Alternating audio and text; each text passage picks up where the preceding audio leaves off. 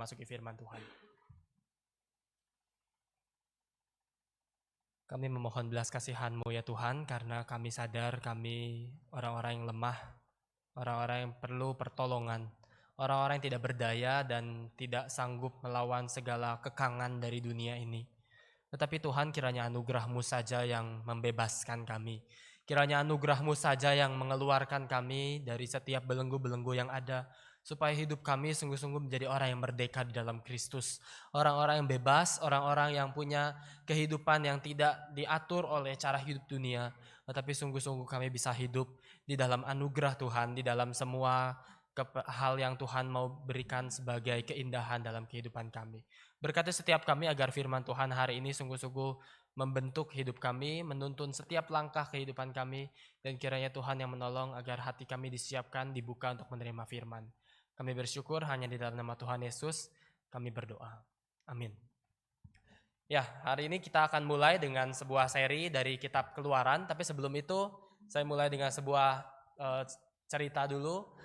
Jadi Bapak Ibu mungkin beberapa tahu saya adalah orang yang selalu setiap hari tidak bisa hidup tanpa kopi belakangan ini. Semua dimulai 4 tahun yang lalu hampir 5 tahun yang lalu ketika saya masuk ke dalam seminari. Di situ itu pertama kalinya saya mulai disuguhkan dengan kopi hitam yang rasanya pahit. Sebelumnya saya cuma minum kopi-kopi yang rasanya manis, beli di toko-toko semua yang ada rasa, semua yang rasanya manis dan bisa dinikmati. Mungkin Bapak Ibu juga punya pengalaman seperti itu. Tetapi ketika masuk ke seminari, sepertinya tuntutan kehidupan membuat saya harus minum kopi lebih banyak. Dan di situ saya mulai mencoba yang namanya kopi pahit. Awalnya masih tidak suka, tetapi dibiasakan sehari-sehari. Dibiasakannya juga bukan karena pilihan, tapi karena tidak ada pilihan. Dan akhirnya lama-kelamaan 1-2 tahun, semakin dijalani, semakin butuh dari 1 gelas per hari, 2 gelas, 3 gelas, sampai puncaknya saya pernah 7 gelas kopi setiap harinya karena tuntutan kehidupan di seminari.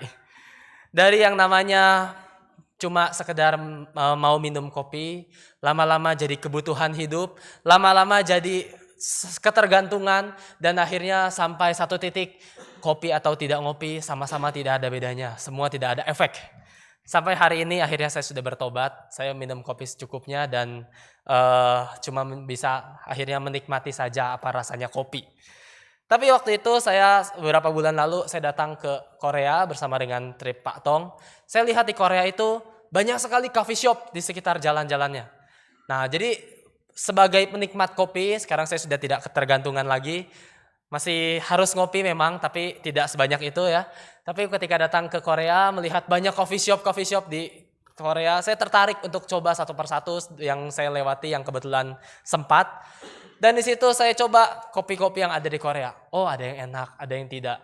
Sampai satu kali begitu melihat di satu department store, melihat, wah ada kopi, ada bijinya dijual. Saya lihat-lihatlah bijinya. Siapa tahu ada biji khas Korea yang bisa dibawa ke Indonesia. Siapa tahu bisa jadi oleh-oleh buat yang suka kopi juga.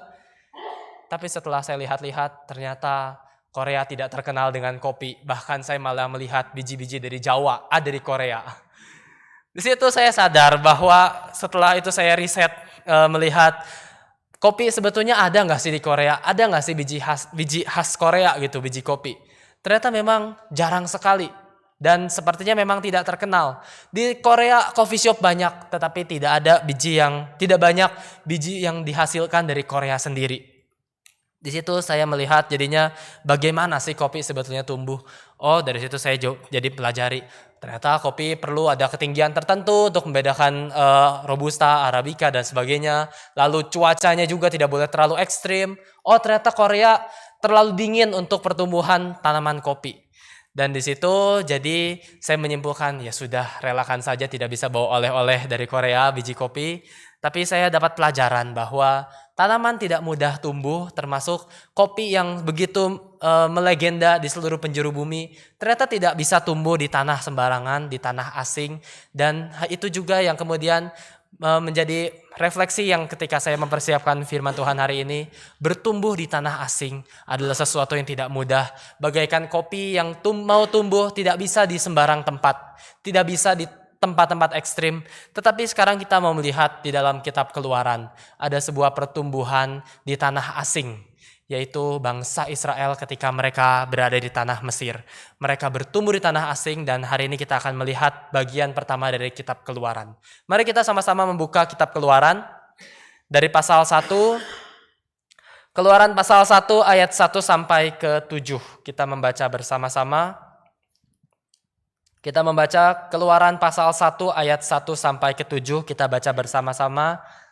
Orang Israel ditindas di Mesir. Itu judul yang diberikan oleh LAI. Mari kita membaca bersama ayat 1 sampai ke 7. 1, 2, 3. Inilah nama para anak Israel yang datang ke Mesir bersama-sama dengan Yakub. Mereka datang dengan keluarganya masing-masing. Ruben, Simeon, Lewi, dan Yehuda, Isakar, Zebulon, dan Benyamin, dan serta Naftali, Gad, dan Asyer. Seluruh keturunan yang diperoleh Yakub berjumlah 70 jiwa, tetapi Yusuf telah ada di Mesir. Kemudian matilah Yusuf serta semua saudara-saudaranya dan semua orang yang seangkatan dengan dia. Orang-orang Israel beranak cucu dan tak terbilang jumlahnya. Mereka bertambah banyak dan dengan dahsyat berlipat ganda sehingga negeri itu dipenuhi mereka. Sampai di sini perenungan firman Tuhan. Hari ini kita membahas sampai ayat 7 dulu. Nanti di minggu-minggu berikutnya kita akan lanjutkan sedikit demi sedikit apa yang kitab Keluaran ini mau sampaikan kepada umat Tuhan di sepanjang zaman. Hari ini kita melihat bahwa umat Israel menjadi sebuah umat yang bertumbuh di tanah asing. Kita tadi sudah melihat dari satu contoh tanaman kopi tidak mudah untuk bertumbuh di tanah asing. Kita familiar dengan keadaan seperti itu. Bahkan mungkin banyak tanaman-tanaman lain juga, misalnya tanaman kaktus tidak bisa tumbuh di tempat sembarangan gitu ya. Atau bahkan bukan hanya tanaman. Hewan-hewan pun banyak yang tidak bisa hidup di sembarang alam. Kita tahu di dalam persebaran flora fauna di Indonesia ada hewan-hewan yang tersebar di Indonesia Timur, di Indonesia Barat. Mereka waktu dibawa satu sama lain tidak bisa hidup dengan mudah walaupun masih sama-sama di Indonesia. Karena itu nanti di dalam teori-teori geografi ada garis Wallace, Weber dan sebagainya. Itu yang membedakan habitat antara hewan-hewan Indonesia Timur, Tengah, Barat, Tengah, dan Timur. Dan semua seperti itu keadaan asing tidak mudah untuk tanaman, hewan maupun bahkan manusia hidup di tempat yang asing. Tetapi hari ini kita melihat adanya keadaan Israel, umat Tuhan yang berada di tanah asing, tanah Mesir. Tapi mereka justru dikatakan di ayat 7 tadi, mereka beranak cucu tidak terbilang jumlahnya. Dan di situ kita melihat ada satu kunci bagaimana Israel bisa bertumbuh dengan begitu banyak di tanah yang tanah asing, tanah Mesir bagi mereka. Hanya ada satu kunci kenapa mereka bisa bertumbuh, yaitu karena ada Allah yang setia. Tetapi setia bagaimana? Hari ini kita akan merenungkan 3 hal. Ada Allah yang setia yang membuat bangsa Israel bisa bertumbuh di tanah asing. Setia dalam hal apa saja? Pertama kita akan melihat Allah yang setia kepada perjanjiannya. Allah yang setia kepada perjanjiannya. Kita mulai dari ayat yang pertama, kita akan mengeksposisi bagian ini satu persatu. Ayat pertama mengatakan, inilah nama para anak Israel yang datang ke Mesir bersama-sama dengan Yakub. Mereka datang dengan keluarganya masing-masing. Nah, Bapak Ibu, kita perlu paham dulu ketika kita membaca kitab Keluaran, kita tidak bisa melepaskannya dari seluruh rangkaian kitab suci. Kitab Keluaran ini tidak bisa dilihat secara terpisah, langsung kita baca, kita pilih-pilih mana yang kita suka dari kitab Keluaran ini, akhirnya kita hanya berhenti dalam kitab itu saja. Kita harus melihatnya kitab Keluaran ini sebagai kelanjutan dari kitab sebelumnya, yaitu kitab Kejadian. Karena itu sekarang kita melihat di dalam ayat pasal 1 ayat 1 langsung mengatakan inilah nama para anak Israel yang datang ke Mesir. Ini sebetulnya punya banyak kata-kata yang sama persis beberapa kata awalnya dengan Kejadian pasal 46. Kejadian bagian-bagian terakhirnya. Kejadian 46 ayat 8 saya bacakan. Kejadian 46 ayat 8. Inilah nama bani-bani Israel yang datang ke Mesir, yakni Yakub beserta keturunannya, anak sulung Yakub ialah Ruben. Nah, jadi ketika kita melihat Kejadian 46 ayat 8 langsung disampaikan bahwa inilah nama Bani Israel yang datang ke Mesir. Sekarang kitab Keluaran dimulai juga dengan kalimat-kalimat yang sama. Pasal 1 ayat 1 dikatakan inilah nama para anak Israel yang datang ke Mesir. Jadi sepertinya penulis kitab Keluaran ini mau memulai dengan mau menunjukkan, kalian jangan baca kitab Keluaran ini terpisah. Tapi lihatlah ini sebagai kelanjutan, sequel dari kitab Kejadian yang sebelumnya sudah disampaikan. Tapi apa yang mau dilanjutkan dari narasi sebelumnya? Kita akan melihat banyak hal dari kitab Kejadian sekarang diulang lagi di dalam kitab Keluaran. Contohnya apa? Pertama, misalnya kisah tentang penciptaan. Misalnya kisah tentang penciptaan. Kita tahu kisah penciptaan, oh ya Tuhan menciptakan dalam 6 hari, hari ke-7 Tuhan berkati. Kitab Kejadian memulai kitab ini dengan keadaan yang sangat baik. Tapi kemudian nanti kita akan melihat manusia jatuh dalam dosa, langsung semuanya hancur. Kitab Keluaran sekarang mulainya dengan keadaan yang buruk, Mesir, opresi, penindasan. Tapi ternyata nanti Tuhan mau bukakan rencana yang lebih lanjut. Jadi semua ini adalah satu alur yang terus berlanjut. Tapi sekarang kita mau melihat kisah penciptaan itu mau gambarkan apa sih sebetulnya. Kisah penciptaan, kita seperti sudah tahu dalam Taman Eden, dunia ini begitu indah, dunia yang harmonis diciptakan oleh Tuhan, dunia yang penuh ketenangan, dunia yang penuh kedamaian. Wah, kita sukacita sekali waktu baca kitab Kejadian pasal 1 dan 2 ya. Kita begitu mulai ada tension kalau di film-film, kita mulai ada ketegangan waktu kita masuk ke dalam pasal 3 dari kitab Kejadian. Tapi di sini kita melihat kisah penciptaan dimulai dari keadaan yang baik sekali.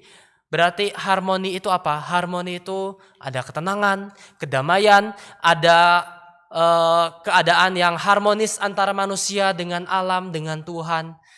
Nah, berarti harmonis itu dalam budaya mereka adalah keadaan di mana semua kekacauan, semua kekuatan gelap, bencana alam, kuasa jahat, sakit, kematian, dan lain-lain, semuanya harus disingkirkan.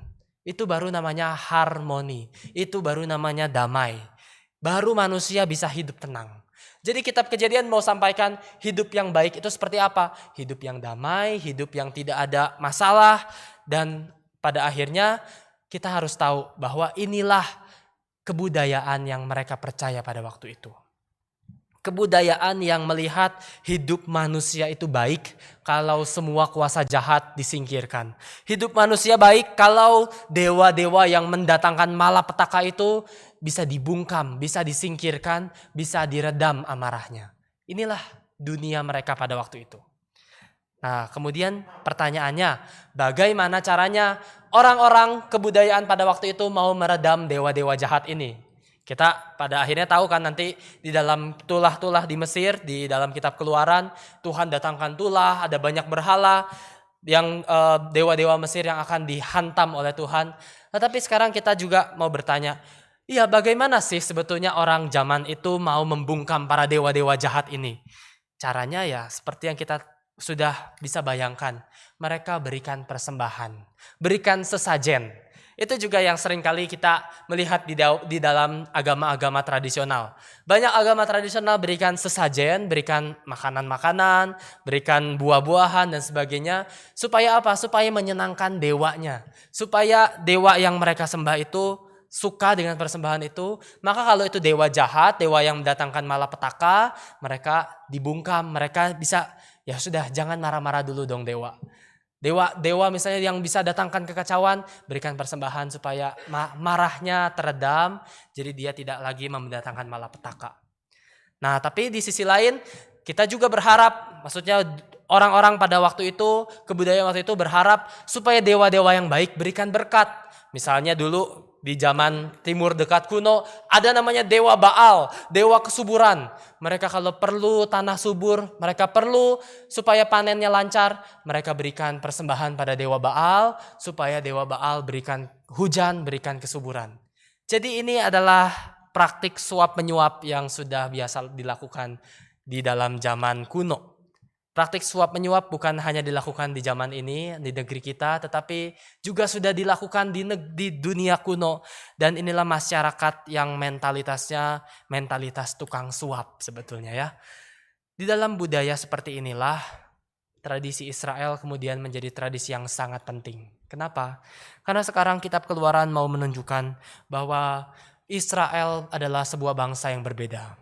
Israel bukanlah bangsa yang diperbudak oleh praktik suap penyuap. Israel adalah bangsa yang dapat identitasnya dari leluhur mereka, yaitu Abraham, Ishak, dan Yakub. Dan identitas ini diberikan oleh Tuhan yang berjanji. Dia berjanji, ya keturunanmu akan banyak, engkau akan seperti bintang di langit dan pasir di laut. Engkau akan mendapatkan keturunan, mendapatkan tanah, dan keluargamu akan menjadi berkat bagi banyak bangsa. Seperti itulah janji Tuhan, dan inilah yang Tuhan mau sampaikan. Israel adalah bangsa yang identitasnya tidak ditentukan dari praktik suap menyuap, tetapi bangsa yang ditentukan dari siapa Tuhan bagi mereka.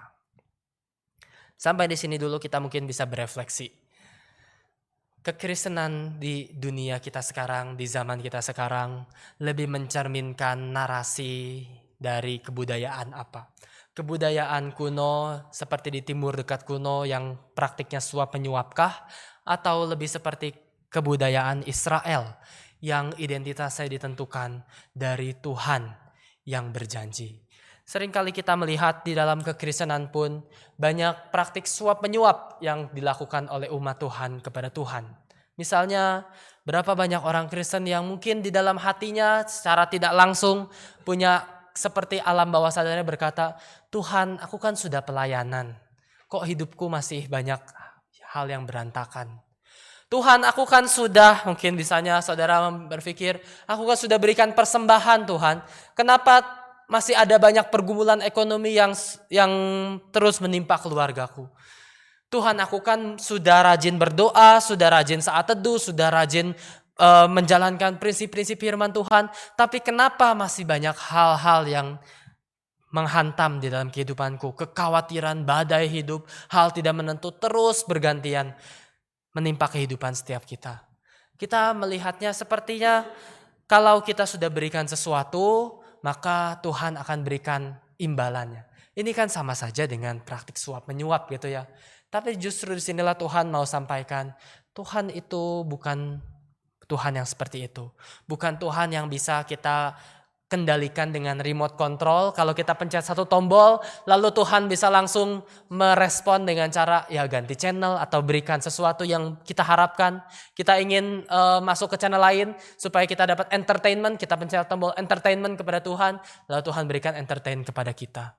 Bukan, Tuhan bukan Tuhan yang seperti itu.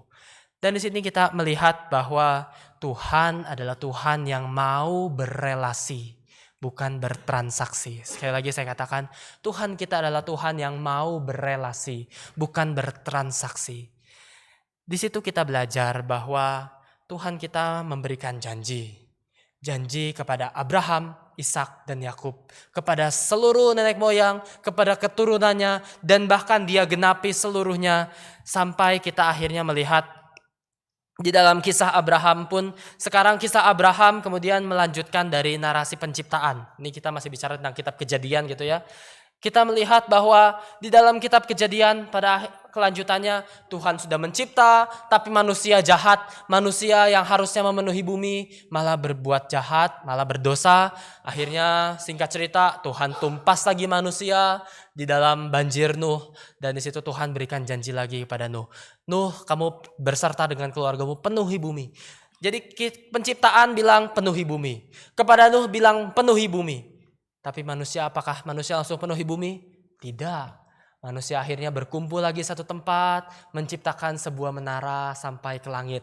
Itulah yang namanya menara Babel. Menara yang mau berkata, kami anti dengan penciptaan. Kami anti dengan narasi Tuhan menyuruh kita memenuhi bumi. Kami tidak mau, kami mau berkumpul, mencari nama, mencari Tuhan, dan biar kami yang bisa terkenal. Narasi Menara Babel adalah narasi anti penciptaan. Dan di situ Tuhan hantam lagi manusia. Di situ kita melihat Tuhan mau manusia penuhi bumi, manusia terus berkumpul dan tidak mau penuhi bumi.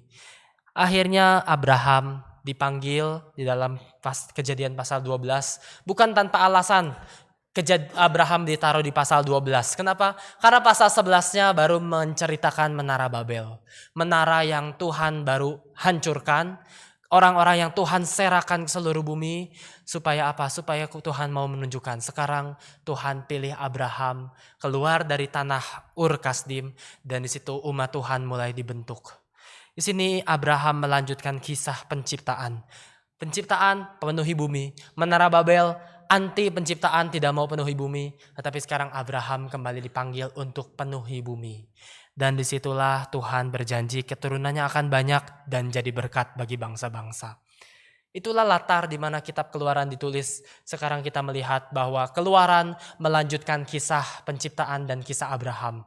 Yaitu kisah di mana dari orang-orang yang cuma 70 orang itu, sekarang dikatakan orang Israel beranak cucu, tidak terbilang jumlahnya, bertambah banyak dan dengan dahsyat berlipat ganda. Sehingga negeri itu dipenuhi mereka dalam ayat 7. Dari 70 orang menjadi memenuhi seluruh negeri Mesir. Inilah kelanjutan dari apa yang Tuhan janjikan.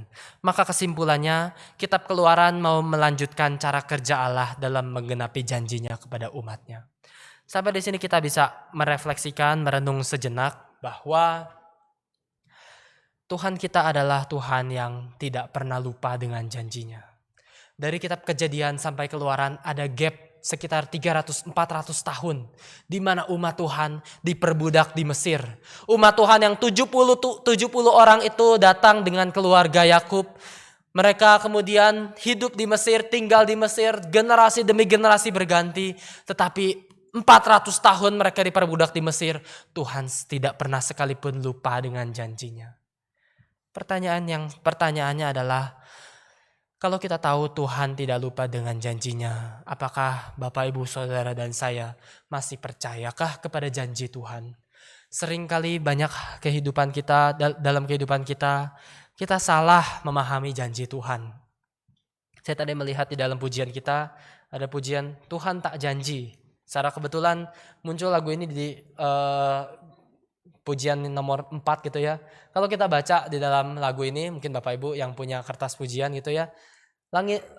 Pujian ini cuma berkata di bagian awalnya, Tuhan tak janji langit biru, bunga terus harum di jalanku. Tuhan tidak janji selalu cerah, senang tak susah selalu aman. Di situ menjadi gambaran Tuhan tidak pernah berjanji langit akan selalu biru. Tetapi di dalam refnya dikatakan Tuhan janjikan hidup kuat, jalan dipimpin perhentian, ujian dan bahaya disertainya, tidak terbatas rahmat kasihnya. Nanti kita akan nyanyikan lagu ini kalau sudah selesai. Tetapi di sini gambaran yang diberikan adalah Tuhan tidak pernah menjanjikan langit selalu biru, hidup selalu lancar, kehidupan umat Tuhan selalu penuh dengan hal-hal yang baik. Tapi seringkali bukankah itu yang kita harapkan? Kita selalu salah menempatkan janji Tuhan. Kita menjadi orang-orang yang sebetulnya mengklaim janji-janji yang Tuhan sebetulnya tidak pernah berikan di dalam Alkitab gitu ya. Misalnya Tuhan, aku sudah berikan persembahan, aku sudah berikan perpuluhan, aku sudah berikan pelayananku, hidupku dan lain-lain. Lalu kita mengharapkan sesuatu yang tidak pernah Tuhan janjikan. Itulah biasanya yang membuat hidup kita akhirnya salah kaprah, salah menempatkan diri, salah menempatkan janji Tuhan. Ibaratnya seperti ini. Kalau Bapak Ibu misalnya memutuskan mau buat asuransi misalnya gitu ya. Waktu kita memutuskan mau buat asuransi, pasti pertimbangan kita adalah kita perlu nggak sih hal-hal yang mau di cover oleh asuransi ini. Misalnya asuransinya mau cover sejumlah hal tertentu, lalu kita bandingkan dengan preminya berapa, lalu kita perbandingkan ini layak diperjuangkan nggak, ini worth atau enggak untuk kita ambil. Dan akhirnya ketika kita sudah mengambil, tiba-tiba kita katakanlah ada musibah, kita sakit, ya kita langsung berusaha klaim asuransi sesuai dengan perjanjiannya, sesuai dengan ketentuannya. Nggak mungkin kan kita demam dikit langsung kita minta kelas paling tinggi ditanggung asuransi, semua minta obat-obatnya ditanggung, padahal asuransinya tidak pernah tuliskan hal itu. Kalau kita klaim seperti itu dengan begitu pedenya, ya minimal saudara diusir atau dibentak gitu ya oleh pihak asuransi. Tetapi kita juga ketika sadar hal itu, kita sadar bahwa ada hal-hal yang dijanjikan dan kita hanya bisa klaim sesuatu yang dijanjikan. Tapi kenapa seringkali ketika kita membaca firman Tuhan, kita lebih banyak mengklaim sesuatu yang Tuhan sebetulnya tidak janjikan. Disinilah kita belajar bahwa Tuhan itu adalah Tuhan yang setia pada janjinya. Tetapi itu ajakan bagi kita untuk mengingat apa sih yang Tuhan janjikan. Tuhan tidak janji hidup manusia, umat Tuhan akan selalu penuh dengan kelancaran dan bahagia, sukacita. Tapi apa yang Tuhan janjikan? Kita melihat Tuhan berjanji apa misalnya? Tuhan janji, carilah dahulu kerajaan Allah dan kebenarannya, maka semuanya ditambahkan kepadamu. Tuhan berjanji misalnya, jangan takut sebab aku menyertai engkau, jangan bimbang sebab aku ini Allahmu. Di dalam Yesaya 41 dikatakan, ya Tuhan berjanji bahwa hidup manusia akan menghadapi banyak tantangan, ancaman dari luar. Tetapi Tuhan memberikan ketenangan dalam masa-masa sulit. Itu yang Tuhan janjikan. Jadi kalau kita salah klaim ya wajar saja. Tuhan memberikan banyak hantaman dalam kehidupan kita, banyak hal yang Tuhan izinkan, musibah dan kekhawatiran begitu banyak menimpa kita, karena seringkali kita salah klaim terhadap janji Tuhan. Dan inilah janji yang Tuhan mau berikan kepada setiap umatnya, bahwa Tuhan mengizinkan banyak kesulitan bahkan penindasan terjadi dalam kehidupan umatnya. Tetapi satu hal yang dijanjikan, Dia tidak pernah lupa. Dan Dia akan membebaskan, membawa sebuah berita pembebasan, keluaran. Itulah yang Keluaran mau sampaikan. Narasi Exodus ini, narasi yang Tuhan mau sampaikan kepada setiap umat Tuhan di sepanjang zaman. Bahwa engkau, saudara dan saya pun punya banyak perbudakan, punya banyak belenggu sampai hari ini. Kalau Israel waktu itu dibelenggu oleh Mesir, tetapi sekarang setiap dari kita pun masih punya banyak belenggu-belenggu yang membuat kita sangat sulit melewati hari demi hari. Belenggu itu bukan sebuah bangsa, tetapi mungkin bisa berupa uang yang membelenggu kita, materi, properti, atau bahkan hal-hal lain. Hobi kita bisa membelenggu kita, kesenangan diri kita sendiri bisa membelenggu kita, dan banyak hal lainnya yang menjadi belenggu. Tetapi narasi yang sama yang Tuhan mau berikan di dalam kitab Keluaran, yaitu Tuhan mau mengatakan bahwa Tuhan tidak pernah lupa dan mau menceritakan satu cerita lagi. Seperti Israel yang berada di tanah Mesir, mereka bukan berada di tanah Mesir tanpa penyertaan Tuhan. Mereka di dalam keadaan tanah asing, tetapi mereka tetap bisa bertumbuh. Kenapa? Karena ada Tuhan yang setia kepada janjinya. Hari ini sebagai perenungan praktis, Bapak Ibu dan saya juga kembali diajak untuk merenung. Seringkali kita menjadi orang-orang yang gagal merenungkan janji Tuhan, gagal menghidupi janji Tuhan. Tetapi mari hari ini saya mengajak saudara dan saya, kita melewati hari demi hari, melewati banyak pergumulan, kegagalan. Mungkin saudara dan saya pernah berjanji, Tuhan aku mau berjanji, mau menjadi orang lebih sabar, mau berjanji jadi orang yang lebih taat pada firman Tuhan, lebih berkomitmen merenungkan firman Tuhan setiap hari. Tapi realitanya mungkin saudara gagal lagi. Realitanya mungkin saudara tidak berhasil menjalankan komitmen-komitmen yang kita lalui setiap hari. Dan mungkin kadang-kadang kita meledak dalam amarah, kita menghadapi banyak masalah dalam relasi, karena kembali lagi kita gagal lagi untuk setia pada Tuhan.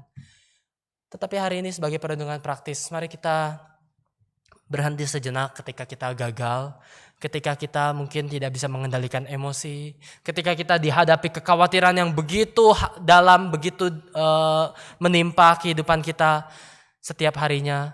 Kita gagal lagi untuk percaya pada Tuhan. Tetapi mari kita berhenti sejenak. Menahan diri, berhenti, mengambil waktu beberapa detik. Kemudian kita berkata dalam hati kita atau kepada orang-orang terdekat kita. Ya Tuhan, aku sering gagal.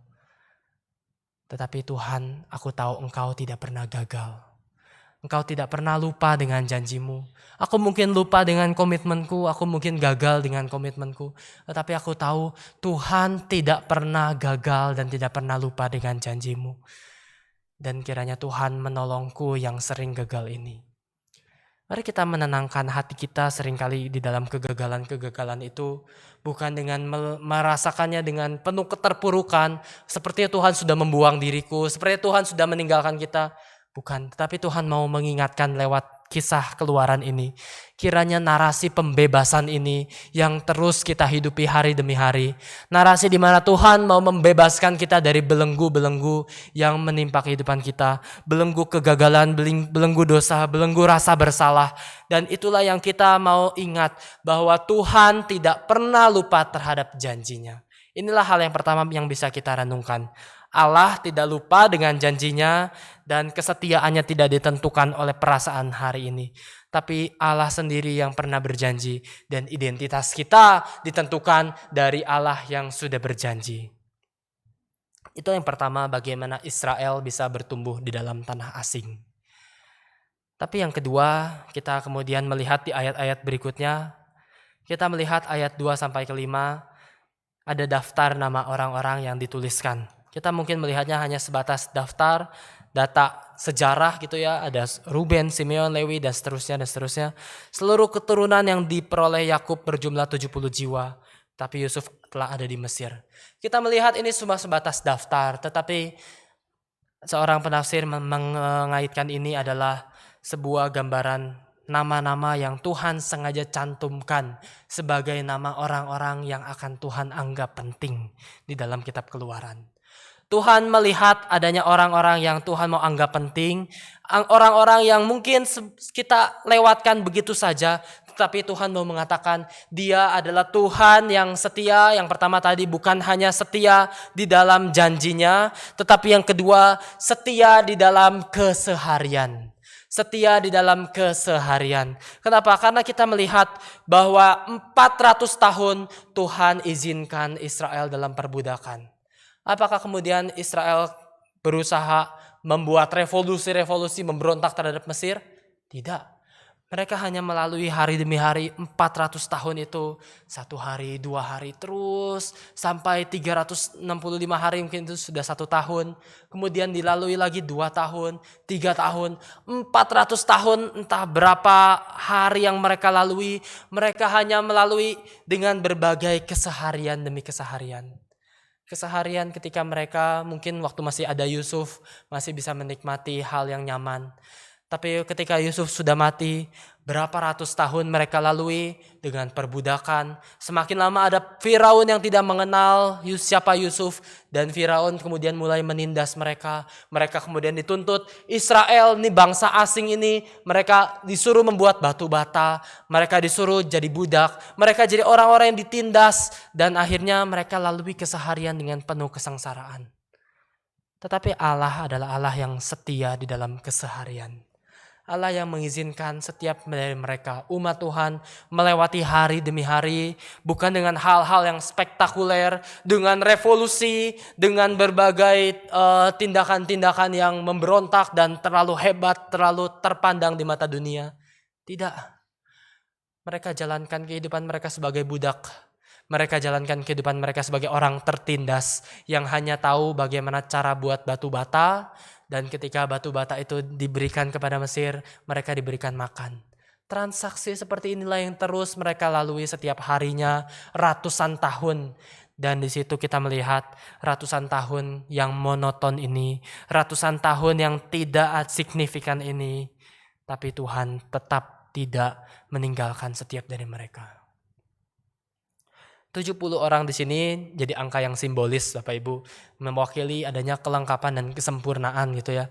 Banyak perdebatan apakah ini 70 ini tepat atau tidak gitu. Ketika kita bandingkan dengan kitab Kejadian pasal 46, mungkin kita melihat ini tidak begitu tepat 70. Kita mungkin bisa kalau Bapak Ibu punya kesempatan lihat di dalam kitab Kejadian 46 itu, dan Bapak Ibu Saudara akan melihat bahwa ini tidak pas sekali 70.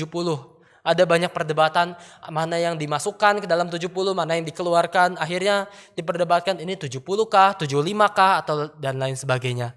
Tetapi sorotannya bukan itu. Sorotan utamanya adalah Israel digambarkan sebagai perwakilan yang dari 70 itu nanti kemudian di dalam keseharian mereka yang biasa, Di dalam keseharian mereka yang tidak spektakuler, di dalam keseharian mereka yang dilalui 400 tahun itu, tetapi mereka kemudian akan dipakai menyebarkan berkat-berkat Allah bagi banyak bangsa di dalam dunia. Itulah narasi dari kitab Keluaran. Maka kita melihat cerita ini dengan daftar anggota keluarga. Nama ini nama yang Tuhan akan perhatikan sepanjang kitab Keluaran. Dan di dalam kitab Keluaran ini kita akan melihat ayat 7 menjadi titik di mana Tuhan menunjukkan ya janji Allah kepada Abraham, keturunanmu akan banyak, sekarang digenapi di dalam ayat 7. Dari apa modalnya? Dari modal 70 orang. Dari modal 70 orang menjadi sebuah bangsa yang memenuhi Mesir, kerajaan terbesar pada waktu itu. Ini adalah tanda di mana Tuhan bekerja lewat cara-cara yang tidak bisa dibatasi oleh satu hal saja. Tidak bisa dibatasi oleh hal-hal spektakuler saja. Ini adalah pertunjukan di mana Tuhan pun bisa pakai cara-cara sederhana, lewat hukum alam untuk beranak cucu, lewat ratusan tahun untuk dilalui umat Tuhan, tetapi di situ tangan Tuhan bekerja dan tidak pernah sekalipun meninggalkan umatnya. Bapak Ibu, seringkali kita di tengah dunia modern ini selalu terkagum-kagum dengan hal-hal yang sifatnya besar gitu ya. Kita melihat semua narasinya di tengah dunia ini, kamu harus jadi orang yang besar, harus jadi orang yang punya pengaruh, punya influence yang luar biasa, entah lewat uang, lewat kekuasaan, lewat ambisi dan sebagainya. Bahkan kekristenan pun saat ini berusaha menciptakan hal-hal yang spektakuler di tengah-tengah gereja. Untuk apa? Untuk menarik anak-anak muda, untuk menarik generasi-generasi baru, supaya banyak orang akhirnya tertarik karena hal-hal yang sifatnya spektakuler. Ada satu buku berjudul Stop Iming-Iming gitu ya, di perpustakaan saya kemarin melihat dari seorang penulis buku bernama Cosby. Dia mencantumkan di dalam bagian awal bukunya, mencantumkan sebuah survei bahwa 88% anak di keluarga Kristen di Amerika saat mereka sudah lulus sekolah menengah, mereka jadi orang-orang yang langsung meninggalkan Tuhan. Kita bisa bayangkan 88% di Amerika orang-orang yang dibesarkannya dari keluarga Kristen, saat mereka sudah lulus sekolah menengah, mereka langsung meninggalkan Tuhan. Mereka jadi generasi yang mengutamakan pengalaman daripada kebenaran. Itu kata Cosby. Mereka jadi generasi yang mengutamakan pengalaman daripada kebenaran. Akhirnya apa yang bisa membuat mereka tersentuh? Mereka lebih banyak tersentuh oleh adanya fog machine gitu ya. Mesin-mesin bisa bikin uap, lampu sorot yang berputar-putar. Mereka lebih tersentuh oleh kalau adanya background artistik yang begitu indah, yang memanjakan mata, dan performance lainnya. Itu yang membuat mereka tersentuh, yang mereka cari-cari di dalam gereja, di luar gereja, di dalam dunia dan sebagainya. Konser-konser semua sajikan hal seperti itu. Maka akhirnya generasi ini adalah generasi yang terus mencari hal-hal yang spektakuler, hal-hal yang mungkin bisa memanjakan mata mereka.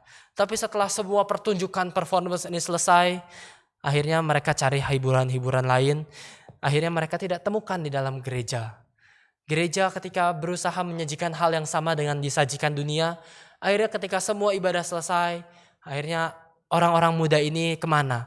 Mereka cari lagi media sosial, cari entertainment, cari gaming, cari hal-hal lain yang semakin spektakuler, yang lebih tinggi lagi derajatnya, yang lebih hebat lagi, lebih luar biasa lagi yang bisa mereka dapatkan.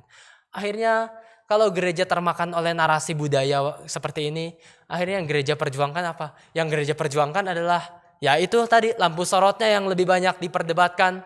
Berapa banyak gereja hari ini yang memperdebatkannya bukan lagi firman Tuhannya sedalam apa, sesetia apa, tetapi lampu mana yang harus dinyalakan dan dimatikan, lighting yang mana yang paling cocok untuk lagu tertentu dan sebagainya.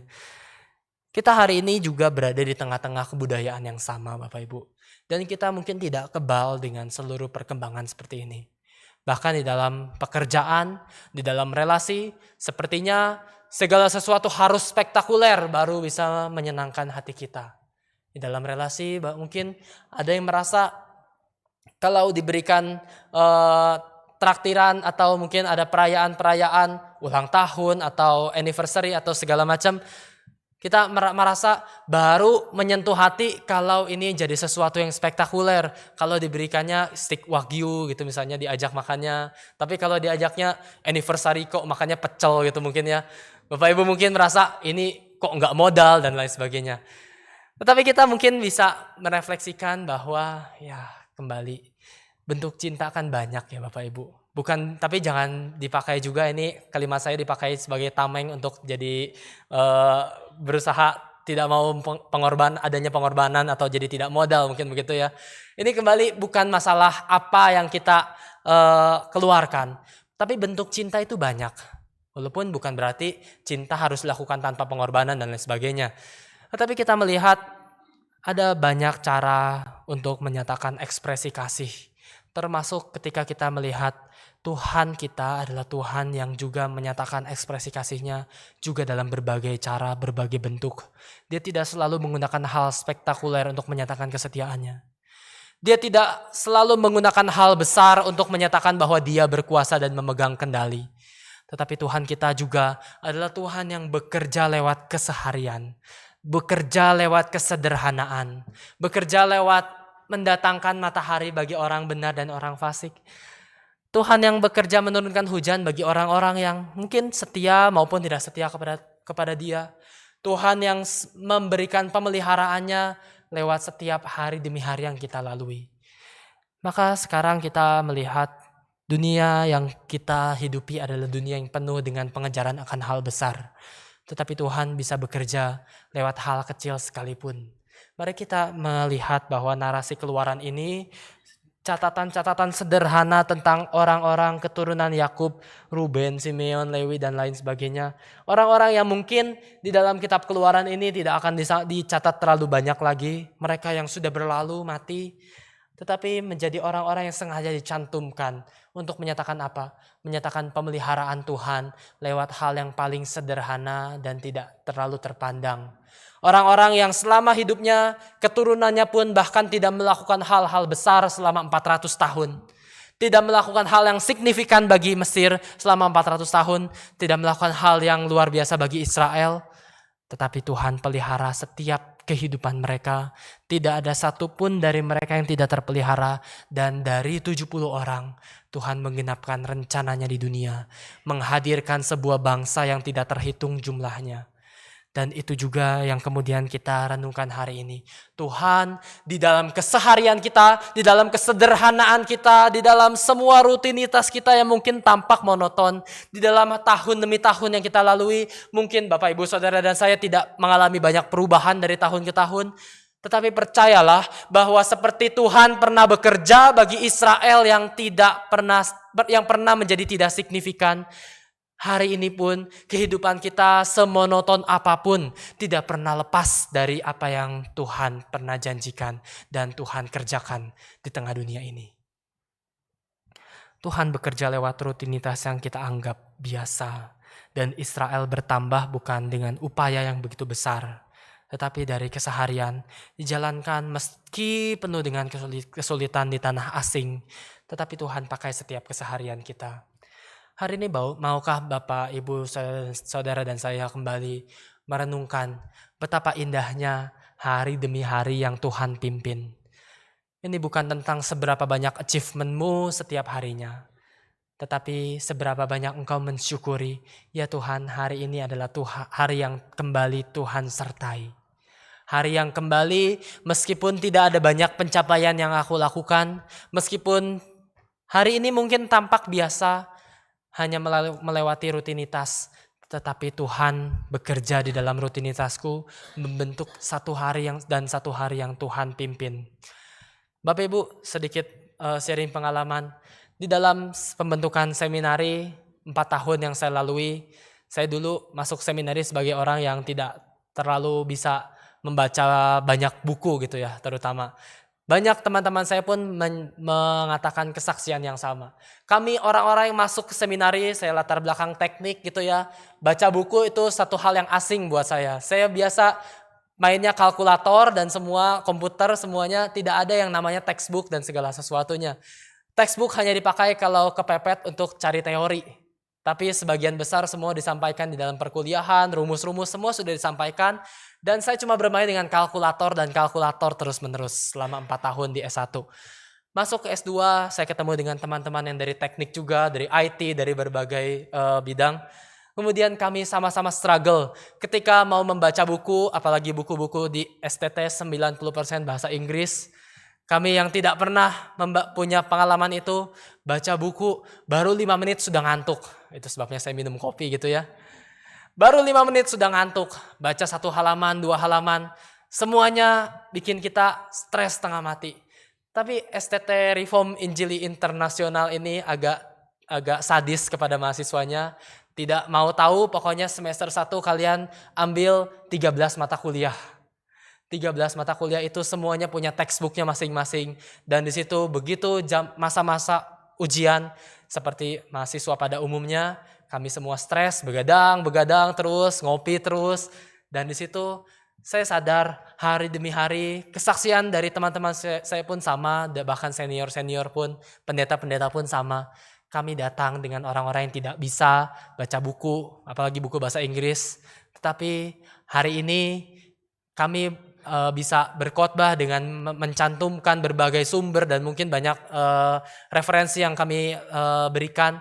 Itu semua bukan tanpa perjuangan dan air mata Bapak Ibu. Tetapi dari keseharian yang kami lalui, 5 menit ketiduran, kopi lagi, besoknya 10 menit tapi belum berhasil, masih mungkin berlalu 1 hari demi 1 hari, baca buku, sampai kemudian ya hari ini pun mungkin masih penuh perjuangan.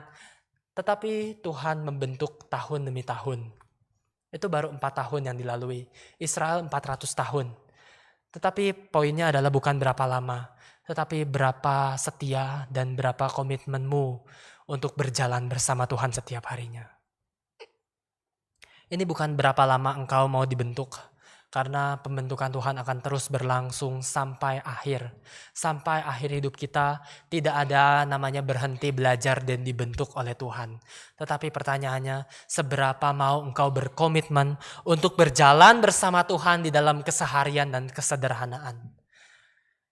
Karena di dalam semua hal yang rutin dan tampak biasa itu, Tuhan pun bekerja mau menggenapkan janjinya bagi Bapak, Ibu, Saudara, dan saya. Di dalam gereja kita pun kita punya banyak pergumulan. Kita melihat gereja ini sudah berjalan, beroperasi begitu lama. GRI dimulai 36 tahun yang lalu dan GRI Malang dimulai 34 tahun yang lalu. Ini gambaran yang begitu luar biasa karena GRI Malang dipercaya sebagai salah satu gereja yang didirikan sangat awal sekali. Tetapi kita ketika melihat berapa banyak Bapak, Ibu, Saudara, dan saya yang terlibat hari ini di dalam kerinduan untuk melayani, mungkin kita bisa membuat persentasenya ya sekitar 40%, sudah sangat baik. Kalau kita membandingkan berapa banyak Bapak, Ibu, Saudara, saya yang terlibat di dalam mungkin persekutuan doa, wah mungkin lebih sedikit lagi. Tetapi kita melihat bahwa ini adalah ajakan yang sama bagi Bapak, Ibu, Saudara, dan saya untuk kembali melihat Tuhan bekerja lewat kesederhanaan. Lewat gereja kita yang mungkin sederhana, tetapi ketika mimbar ini selalu menyuarakan, mari Bapak Ibu persekutuan doa, mari Bapak Ibu kita hadir dalam PA, di dalam komisi wanita, di dalam ibadah-ibadah yang lain, bahkan mari Bapak Ibu ikut di dalam pelayanan. Mungkin Bapak Ibu merasa, aduh aku masih terlalu belum berkompeten, mungkin merasa hidupku terlalu sederhana, hidupku terlalu biasa, hidupku terlalu bahkan penuh dengan kesibukan, tidak punya banyak waktu, tidak punya banyak modal untuk diberikan untuk melayani Tuhan. Baik modal kompetensi, modal waktu, modal tenaga dan lain sebagainya, bahkan mungkin persembahan sekalipun. Tapi Tuhan bukan mau melihat berapa banyak modal yang kita punya. Tapi Tuhan mau melihat seberapa komitmen yang engkau mau buat di hadapannya. Berjalan sedikit demi sedikit, selangkah demi selangkah untuk dibentuk lagi dan lagi berjalan bersama Tuhan setiap hari. Di dalam semua kesederhanaan yang kita miliki hari ini, kita diajak kembali untuk setia kepada Tuhan seperti Tuhan sudah setia kepada setiap dari kita. Inilah yang Tuhan mau sampaikan di dalam kitab Keluaran. Tuhan memakai setiap kesederhanaan kita untuk membentuk kita hari demi hari, ikut di dalam pembentukan dan rencana yang Tuhan mau sampaikan di dalam seluruh rencana besarnya. Ini yang kedua. Yang pertama, setia, Tuhan yang setia di dalam janjinya. Yang kedua, Tuhan yang setia di dalam keseharian. Dan terakhir kita mau menutup di dalam bagian ini, ayat 6 dan 7 kita melihat hal yang ketiga yang bisa kita renungkan adalah ketika kita merenungkan bagaimana mungkin Israel bisa bertumbuh di tanah asing, di tanah Mesir, sebagai tanah yang asing bagi mereka. Ini semua bisa terjadi karena ada Tuhan yang setia. Setia karena perjanjian, setia di dalam keseharian, dan yang ketiga, setia memberikan pengharapan. Ayat 6 dan 7 saya bacakan. Kemudian matilah Yusuf serta semua saudara-saudaranya dan semua orang yang seangkatan dengan dia. Orang-orang Israel beranak cucu dan tak terbilang jumlahnya. Mereka bertambah banyak dan dengan dahsyat berlipat ganda sehingga negeri itu dipenuhi mereka. Di sini kita melihat ayat 6 disampaikan setelah adanya gambaran-gambaran tentang orang-orang yang datang ke Mesir. Yusuf sudah ada di Mesir, ayat 5. Dan kemudian ayat 6 dikatakan, kemudian matilah Yusuf. Matilah Yusuf. Ini gambaran yang sangat pesimis dari gambaran umat Tuhan 70 orang datang ke Mesir. Oke, sekarang kita menantikan apa nih yang Tuhan mau datangkan di Mesir. 70 orang yang didatangkan Tuhan ini. Tapi kemudian Tuhan melanjutkannya di ayat 6 dengan gambaran matilah Yusuf serta semua saudara-saudaranya dan semua orang yang seangkatan dengan dia. Gambaran kematian yang Tuhan sampaikan. Tetapi kemudian ayat 7 langsung menyampaikan kontrasnya. Setelah adanya kematian, Tuhan mengatakan orang Israel beranak cucu dan tak terbilang jumlahnya. Mereka bertambah banyak dan dengan dahsyat berlipat ganda sehingga negeri itu dipenuhi mereka. Setelah gambaran kematian, gambaran yang pesimis, gambaran yang tidak ada pengharapan, ayat 6, tetapi ayat 7 langsung mengatakan adanya sebuah pertumbuhan besar yang disampaikan dengan 5 kata kerja yang berbeda, 5 kata kerja yang diulang-ulang. Di dalam ayat 7 ini dikatakan tidak terbilang jumlahnya, bertambah banyak dengan dahsyat berlipat ganda dan negeri itu dipenuhi mereka. Ini gambaran yang terus diulang-ulang di dalam bahasa aslinya. Kata-kata ini sengaja ada wordplay yang sengaja dilakukan supaya menunjukkan kontras dari kematian, dari ketidakadaan pengharapan. Sekarang didatangkan sebuah janji Tuhan untuk memenuhi bumi. Seperti dulu Tuhan menciptakan dunia dari keadaan gelap, belum berbentuk dan kosong, diciptakan dengan teratur. Dari gambaran yang masih tidak ada apa-apa, Tuhan berkata gelap dan kosong, penuh kekacauan. Tuhan jadikan semuanya sungguh amat baik. Dan di situ Tuhan katakan, penuhilah bumi dan taklukkanlah itu. Sekarang gambaran yang sama dengan kitab Kejadian, Tuhan berikan matilah Yusuf, gambaran kekacauan, serta semua saudara-saudaranya seangkatan dengan dia. Tapi Tuhan datangkan pengharapan bahwa orang Israel di dalam kematian itu justru malah berlipat ganda dan tak terbilang jumlahnya. Tuhan adalah Tuhan yang setia memberikan pengharapan sekalipun berada di masa sulit. Dan narasi ini, kitab Keluaran ini adalah kitab yang kemudian akan dibaca terus dari generasi ke generasi, direnungkan terus-menerus dari generasi ke generasi sampai mereka sudah menjadi bangsa yang besar, bangsa Israel, bangsa yang punya kerajaan besar, Raja Daud, Salomo dan keturunannya, tapi sampai akhirnya mereka bahkan dibuang ke Babylon. Mereka sampai di dalam pembuangan 70 tahun kembali mereka dalam negeri asing. Dari sebuah negeri asing di Mesir sampai sudah merdeka, tapi mereka udah jadi kerajaan, mereka berdosa lagi sampai mereka dibuang lagi ke negeri asing. Tapi di situ kembali narasi Keluaran inilah yang mereka renungkan bersama-sama. Narasi Keluaran ini direnungkan dari negeri asing kepada negeri asing yang lainnya, Bahkan seluruh umat Tuhan sepanjang zaman, kita berada di sebuah negeri asing kita sendiri. Di dalam keadaan yang tidak ideal, dalam keadaan yang penuh dengan penindasan, opresi, keadaan dunia kita yang begitu jahat, bagaikan negeri asing bagi setiap kita.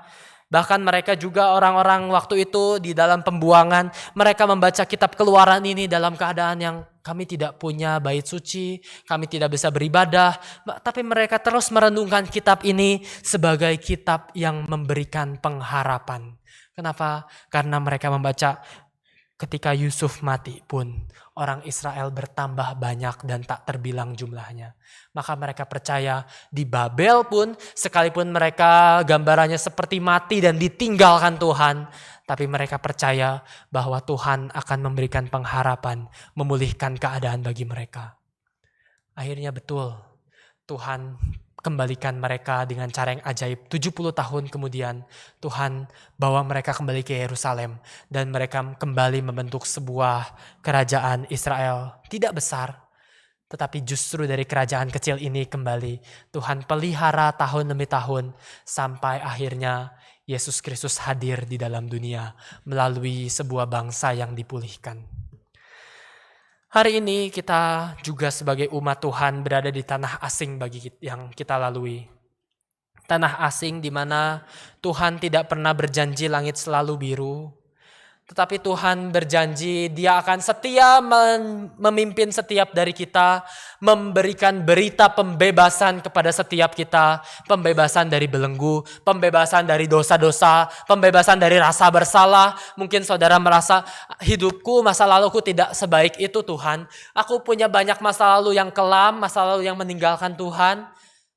Tetapi Tuhan mau membebaskan saudara dan saya dengan mengatakan seperti Israel dibebaskan dari Mesir, dibawa keluar. Sekarang saudara dan saya pun dibawa keluar dari kehidupanmu yang lama untuk masuk ke dalam sebuah covenant dengan Allah. Sebuah janji di mana Tuhan yang memegang. Tuhan yang bukan mau bertransaksi tetapi berelasi dengan setiap kita. Dan kita melaluinya bukan dengan hal-hal spektakuler. Kita melaluinya dengan hal-hal yang paling sederhana. Dan di dalam kesederhanaan itu, di dalam jatuh bangun itu, saudara dan saya tetap ditopang oleh tangannya yang kuat.